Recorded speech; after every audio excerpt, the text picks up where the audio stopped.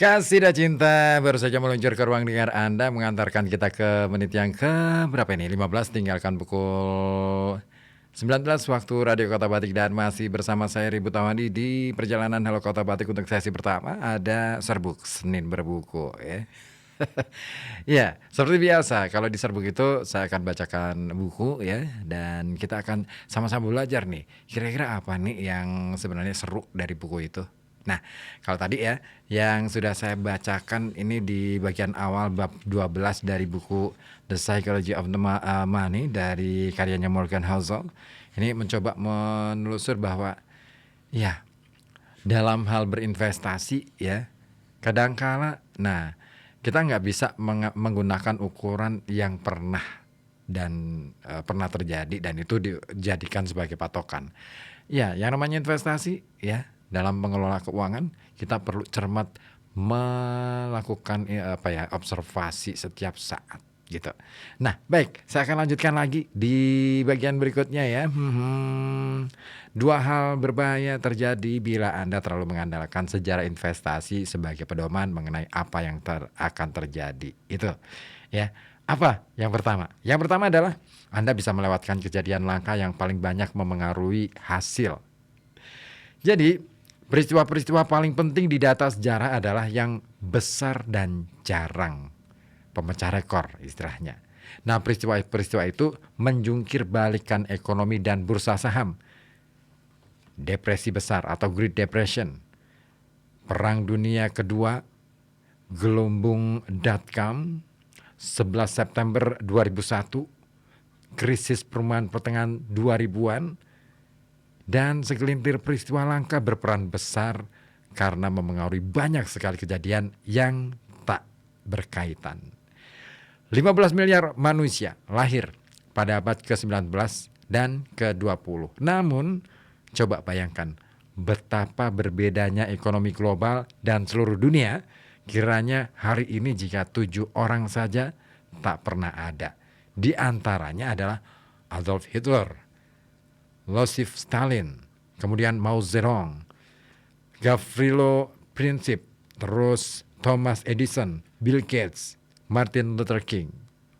Nah, saya bahkan tak tahu apa itu daftar yang paling bermakna. Namun, hampir semua hal di dunia sekarang, dari perbatasan negara, teknologi, sampai norma sosial, bakal berbeda jika 7 orang itu tak meninggalkan jejaknya. Nah, cara lain menyatakannya adalah bahwa 0,0000000004% orang bertanggung jawab atas barangkali sebagian besar arah dunia selama abad kemarin. Nah, begitu juga dengan proyek inovasi dan kejadian. Bayangkan abad kemarin tanpa depresi besar atau Great Depression, Perang Dunia Kedua, Manhattan Project, vaksin, antibiotik, ARPANET, kemudian 11 September, ambruknya Uni Soviet. Berapa proyek dan peristiwa terjadi pada abad ke-20? Miliaran, triliunan, siapa yang tahu? Namun 8 di atas memengaruhi dunia jauh lebih besar dari yang lain. Hal yang membuat peristiwa ekor mudah diremehkan adalah betapa gampangnya meremehkan penumpukan. Contohnya, 11 September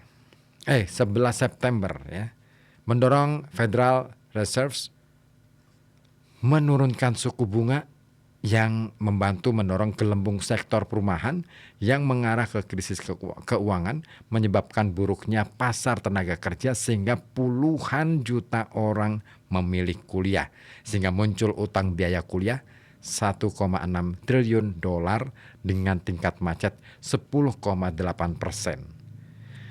Menghubungkan 19 pembajak pesawat dengan beban utang biaya kuliah tidak intuitif, tapi itulah yang terjadi di dunia yang didorong beberapa peristiwa langka di ekor. Ya, sebagian besar kejadian pada sembarang waktu di ekonomi global bisa dikaitkan dengan segelintir peristiwa masa lalu yang nyaris mustahil diprediksi. Jalan cerita paling lazim di sejarah ekonomi adalah kejutan. Alasan kejutan terjadi bukanlah karena model kita salah atau kecerdasan kita rendah. Itu karena peluang orang tuanya Adolf Hitler bertengkar pada suatu malam 9 bulan sebelum dia lahir. Itu sama saja dengan peluang mereka menghasilkan anak yang tumbuh menjadi dia. Teknologi sukar diprediksi karena Bill Gates bisa saja mati karena polio jika Jonas Salk menyerah dalam upayanya mencari vaksin. Alasan kita tak dapat memprediksi pertumbuhan utang biaya kuliah adalah karena seorang satpam bandara bisa saja menyita pisau dari calon pembajak pada 11 September itu saja. Nah, masalahnya kita sering menggunakan kejadian seperti depresi besar atau Great Depression dan Perang Dunia Kedua untuk memandu pandangan kita mengenai hal-hal seperti skenario terburuk bila berpikir mengenai hasil investasi masa depan. Namun, peristiwa yang membuat rekor itu sebelumnya tak pernah terjadi. Jadi, pembuat perakiraan yang berasumsi bahwa kejadian terburuk dan terbaik pada masa lalu akan sebanding dengan kejadian terburuk dan terbaik pada masa depan berarti tidak memperhatikan sejarah. Mereka malah menganggap bahwa sejarah peristiwa yang sebelumnya tak pernah terjadi tak berlaku pada masa depan. Nassim Talib menulis di bukunya berjudul Fooled by Randomness. Ya. Dia tuliskan begini, di Mesir zaman para Fir'aun, para juru tulis mencatat batas air tertinggi sungai Nil dan menggunakannya sebagai perkiraan skenario kejadian terburuk masa depan. Hal yang sama bisa dilihat di reaktor nuklir Fukushima yang mengalami kegagalan katastrofik pada tahun 2011 ketika tsunami melanda. Reaktor Fukushima dibangun agar bisa menahan gempa terburuk yang pernah terjadi dalam sejarah dan pembangunannya tak membayangkan keadaan yang lebih buruk lagi, serta tak berpikir bahwa kejadian terburuk masa lalu pasti merupakan kejutan karena sebelumnya tak pernah terjadi. Itu bukan kegagalan analisis, melainkan kegagalan membayangkan, imajinasi. Nah, menyadari bahwa masa depan boleh jadi tak mirip sama sekali dengan masa lalu adalah jenis keahlian istimewa yang biasanya tak dianggap di komunitas perakiraan keuangan. Pada satu acara makan malam di New York pada tahun 2017 yang saya hadiri, Daniel Kahneman ditanya bagaimana investor seharusnya menanggapi bila perakiraan kami keliru. Dia berkata, sewaktu kita kaget karena sesuatu, bahkan jika kita akui bahwa kita membuat kesalahan, kita berkata, oh, saya tak akan membuat kesalahan itu lagi. Namun faktanya, yang harus Anda pelajari bila membuat kesalahan karena tak mengantisipasi sesuatu adalah bahwa dunia sukar diantisipasi. Itu pelajaran yang benar untuk diambil dari hal-hal yang mengagetkan. Bahwa dunia itu mengagetkan. Pelajaran yang tepat untuk diambil dari hal-hal yang mengagetkan adalah bahwa dunia itu mengagetkan. Bukannya kita harus menggunakan kejutan masa lalu sebagai pedoman untuk batas masa depan.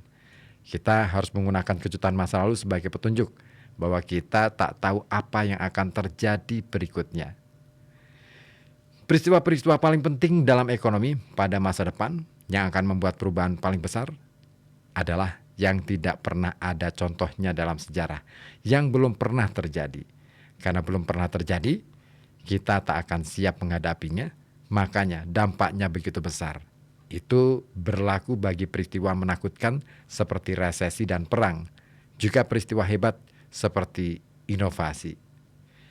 Saya percaya dengan prediksi itu, karena kejutan yang berpengaruh besar adalah suatu prediksi yang akurat di hampir semua titik dalam sejarah. Lalu apa yang kedua? Sejarah bisa menjadi pedoman menyesatkan bagi masa depan ekonomi dan bursa saham karena tak mempertimbangkan perubahan struktural yang relevan di dunia hari ini. Kira-kira apa nih maksudnya? Baik, saya akan lanjutkan. Tapi jangan kemana-mana dulu. Tetap di sini di FM 91,2 Radio Kota Batik, News Interaktif Solutif.